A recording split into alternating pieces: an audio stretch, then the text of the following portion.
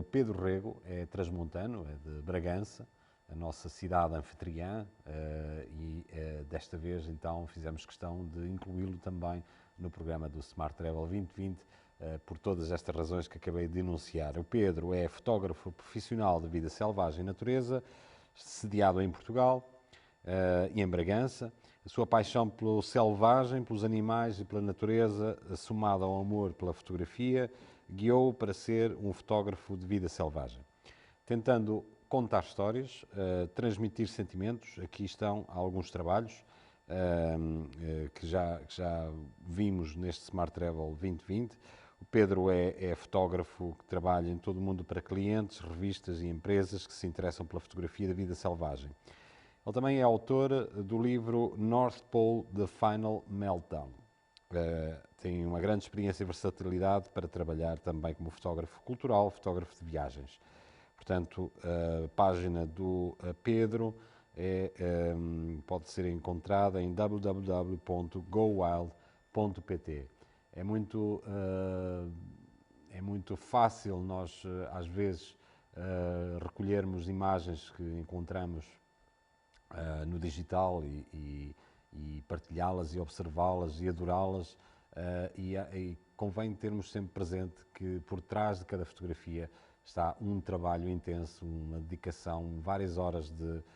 procura, de espera, de paciência para encontrar o melhor ângulo e a melhor resolução para essa mesma fotografia que nos faz vibrar e transporta para outras dimensões. Deixo-vos então com a mensagem de um fotógrafo que vale a pena seguir de perto, o transmontano Pedro Rego. Olá a todos, o meu nome é Pedro Rego e sou fotógrafo e videógrafo de natureza e de vida selvagem. Mas nem sempre foi esta a minha profissão. Quando comecei o meu percurso profissional, licenciei-me na área da Educação Física e comecei a trabalhar enquanto professor de Educação Física e também através de negócios relacionados com a prática da atividade física. Na altura, era o meu sonho, era ser professor de Educação Física, era lecionar, era ter turmas, era ter uma escola, era poder ir para a escola todos os dias, dar aulas, ter a convivência com o meio escolar e académico. No entanto, a partir de uma determinada altura da vida, tudo mudou. As ofertas de escola eram cada vez menos, os horários eram cada vez menos, e então tive que mudar de vida. Na altura foi uma decisão complicada, claro está, como todas as mudanças na vida, mas no entanto eu sabia que queria seguir um dos meus sonhos de vida, que era poder trabalhar em fotografia e depois mais tarde em vídeo, e sempre ligado com a natureza e com a vida selvagem. Talvez por viver numa área em que nós temos uma riqueza paisagística e uma riqueza em termos de fauna acima do normal, eu sempre vivi de braço dado com a natureza e sempre tive um enorme respeito e carinho pela mãe natureza. E então a decisão de trabalhar na fotografia de natureza foi quase que imediata, embora, enquanto profissional na área de imagem, tenha feito mais trabalhos e faço mais trabalhos não relacionados com a natureza, mas a natureza é mesmo aquilo que eu gosto de fazer, é onde eu me sinto bem e é efetivamente aquilo que eu gosto mais de fazer. Assim que foi em meados de 2012 que decidi dar o passo em frente. Decidi abandonar a docência e criar o meu próprio posto de trabalho enquanto fotógrafo e videógrafo de natureza. A partir daí, comecei a trabalhar naquilo que é o nome, naquilo que é a intervenção no mercado, naquilo que era o teu percurso ou naquilo que é o planeamento do teu percurso profissional para o futuro e, obviamente, também naquilo que é o teu objetivo de futuro. E aí também foi uma importante escolha, porque eu defini aquilo que eu queria fazer e também aquilo que eu queria ser enquanto ser humano e enquanto pessoa. A decisão de abraçar causas de defesa do meio ambiente, a decisão de fazer trabalhos que pudessem fazer passar a mensagem não só de ecossistemas em perigo, como animais em perigo de extinção, foi uma decisão muito fácil para mim de tomar, porque desde cedo eu percebi que a minha intervenção na área da imagem e da fotografia teria que ser centrada nesses aspectos fundamentais e era essa a história que eu queria contar com as minhas imagens. Assim que deitei mãos à obra e delineei aquilo que seria um plano a longo prazo para fazer vários trabalhos que fizessem intervenções muito diretas naquilo que é a defesa de alguns ecossistemas que estão hoje em perigo e também na defesa de alguns animais que ou estão em perigo de extinção ou estão na iminência de começar a ficar em perigo de extinção. Muito também, obviamente, pela culpa das alterações climáticas, e é nesse campo que eu pretendo centrar o meu trabalho, alertando para os perigos das alterações climáticas, alertando para os perigos não só para a fauna selvagem ou para a vida selvagem, como também para nós humanos, aquilo que são as alterações climáticas e se elas se manifestarem de forma violenta no mundo, aquilo que podemos estar prestes a viver. E, obviamente, também na proteção dos ecossistemas que, com a intervenção do homem, vão ficando cada vez mais degradados, cada vez mais cheios de plástico, cada vez mais em perigo e vão cada vez morrendo cada vez mais, ou aos poucos. E é isso que, através da imagem fotográfica, através da história fotográfica e videográfica, tento fazer passar para os meus seguidores, ou para as pessoas que seguem o meu trabalho, ou para as pessoas que veem o meu trabalho, esta mensagem de proteção do meio ambiente. Nem sempre eu fui fotógrafo. Como disse anteriormente, eu licenciei-me na área da educação física e a fotografia não fez parte da minha vida desde sempre. Não sou o chamado fotógrafo desde pequenino. Eu comecei a gostar de fotografia por volta dos meus 18, 19 anos, onde comprei a minha primeira máquina Ixus 40 e comecei a fotografar com essa pequena compacta, e depois a partir daí acabei por ganhar alguns prémios com essa máquina e acabei por me aperceber de que poderia ter jeito para isto, mas acima de tudo que eu tinha uma grande paixão em efetuar imagens, em fazer fotografia. E foi isso que despoltou esta mudança na minha vida e que despoltou também o eu querer, o eu ter vontade em aprender mais de fotografia, em treinar cada vez mais, em praticar cada vez mais e tornar-me um melhor fotógrafo. Até que depois, aos 32 anos, estávamos no ano 2012, eu decidi fazer essa mudança para o mundo da fotografia e tornar-me profissional na área de imagem. Na altura foi uma mudança fácil, mas como todas as mudanças, e como disse, não são fáceis, mas acabou por ser uma mudança fácil porque a área da docência estava a atravessar, e está ainda hoje em dia, infelizmente, estava a atravessar um período complicado. Não havia horários, eu não conseguia ter um rendimento que pudesse ser estável e que pudesse ser digno ou condigno de ser chamado de rendimento, e então acabei por decidir mudar de área. A partir desse momento a fotografia começou a entrar na minha vida e não saiu mais dela. Comecei a estudar mais fotografia, comecei a aprender mais sobre fotografia e ainda hoje, todos os dias, eu tento estudar e aprender mais alguma coisa de fotografia. E depois, passado 2 anos, em 2014, comecei a introduzir também o vídeo na minha área profissional. Portanto, comecei com fotografia e depois introduzi o vídeo. E é o que tenho feito desde então e realmente, mais do que o dizer-se que tem-se jeito para alguma coisa, primeiro tem que se dizer aquilo que para mim é fundamental, o ter-se paixão por aquilo que se faz. E eu tenho muita paixão pela fotografia. Eu acabei por descobrir que tenho enorme paixão por esta arte, pela arte da imagem, tanto fotografia como vídeo, e decidi que seria esse aquele que iria ser o meu trajeto profissional. E a partir daí as coisas foram acontecendo. A partir de 2014 eu comecei então a colocar aquilo que eu tinha delineado naqueles 2 anos, que foram 2 anos difíceis de pensar estratégias, de fazer o teu portfólio, de criar imagens que te pudessem identificar e que o público pudesse identificar-te como alguém que trabalha na área de imagem ou como fotógrafo, como vertente artística. E a partir de 2014 comecei então a desenvolver aquilo que seriam os meus planos para o futuro e os planos que eu teria para a minha área de intervenção, que era a fotografia de natureza, e aquilo que eu queria que fosse a minha mensagem principal, a defesa do meio ambiente, a defesa dos ecossistemas e dos animais selvagens, principalmente aqueles que estão em perigo de extinção. Assim que pus mãos à obra e comecei a planear aquilo que seriam as expedições. Isto também porque aliado ao meu gosto da fotografia, eu também tenho um gosto enorme em viajar e decidi que,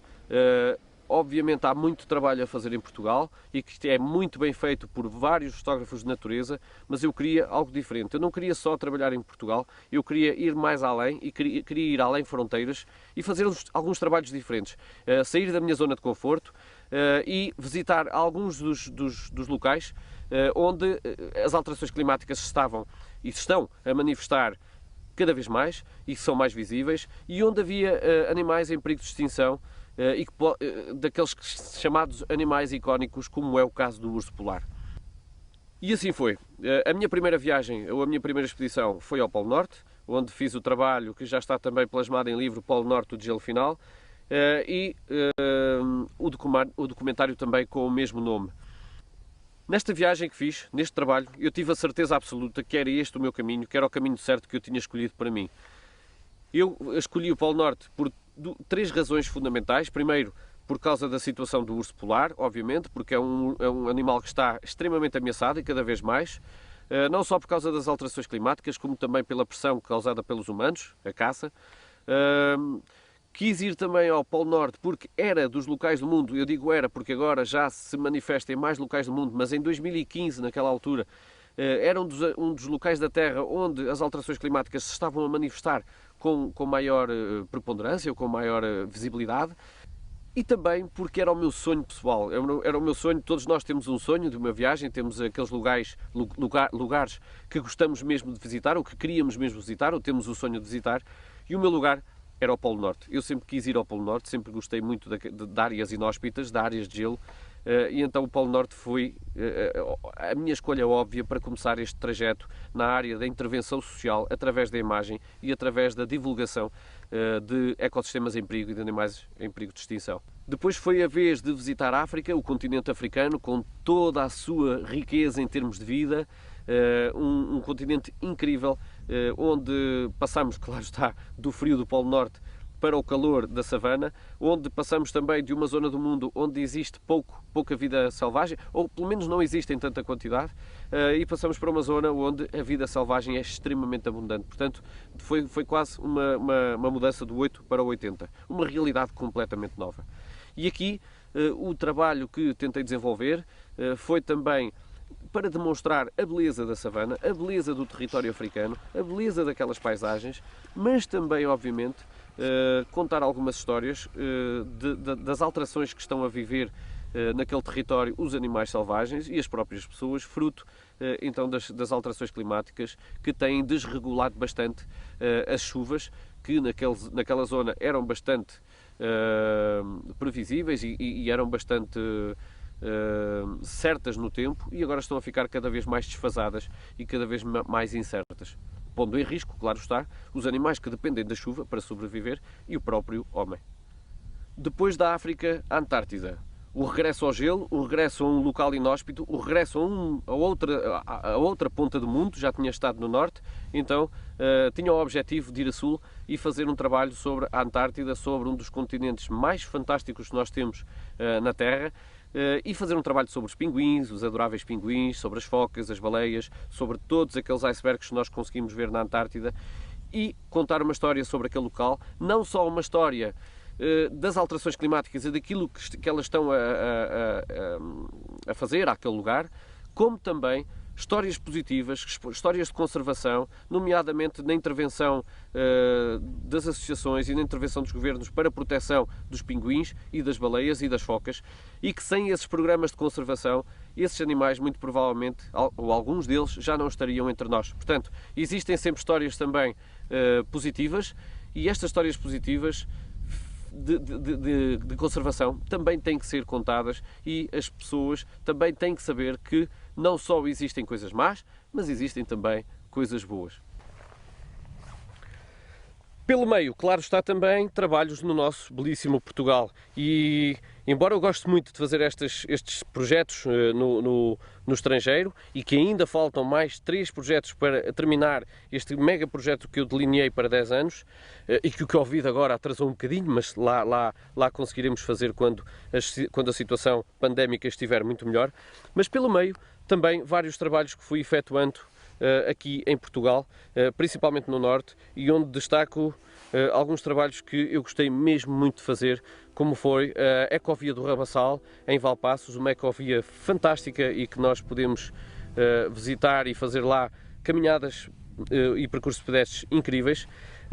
Também estive a trabalhar no projeto Portas do Tua, no Vale do Tua,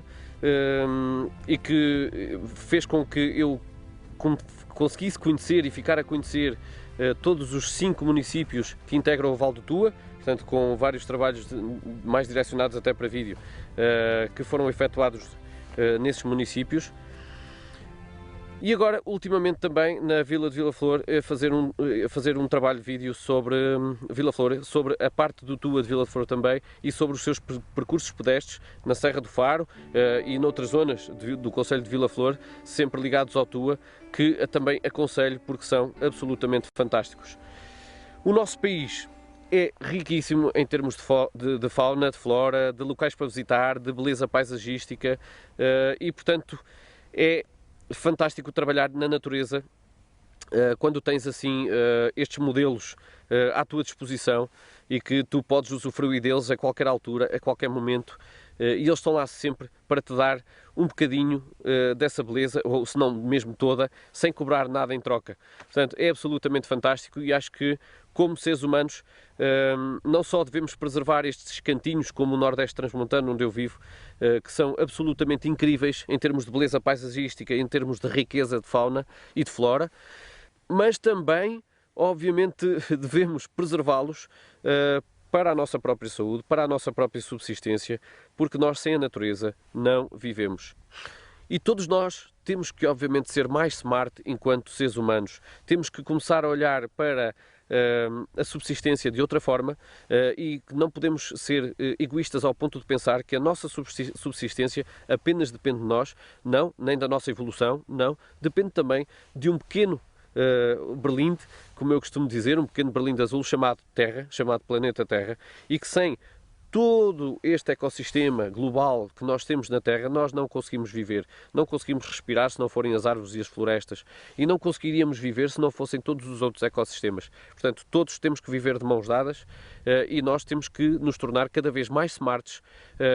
para conseguirmos proteger cada vez melhor aquilo que nos garante a nossa subsistência. Portanto, eu quando viajo também tento ser o mais smart possível, tento não deixar ou minimizar a minha pegada ecológica, tento reutilizar, tento reaproveitar, tento fazer o mínimo de lixo possível e, obviamente, também tento visitar países que sejam smarts no sentido da preservação da natureza e na conservação da natureza. Portanto, em termos de viagens, existe sempre aquela escolha ou a tentativa de escolher empresas que sejam eco-friendly, que tenham muitos cuidados na preservação do ambiente e que pelo menos tentem minimizar o seu impacto ao máximo. Termino agradecendo esta excelente oportunidade para falar aqui um pouco convosco sobre o meu percurso enquanto fotógrafo e videógrafo de natureza e também para deixar, por último e pela última vez, esta mensagem de preservação, de sermos smarts, de sermos eco-friendlies e de cada vez mais olharmos para o meio ambiente, olharmos para os ecossistemas como a nossa casa, porque sem ela, de facto, não conseguimos viver, nem conseguimos ter vidas com qualidade. Esperemos que esta situação pandémica não se arraste muito mais tempo para conseguirmos viajar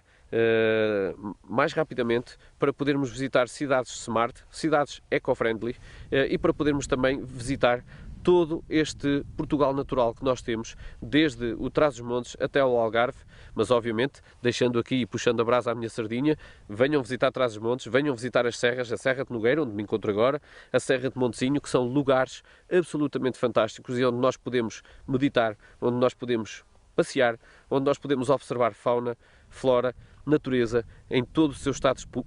puro, e isso faz-nos tão bem, mas tão bem, à nossa saúde mental. Muito obrigado a todos e uma boa continuação das palestras e dos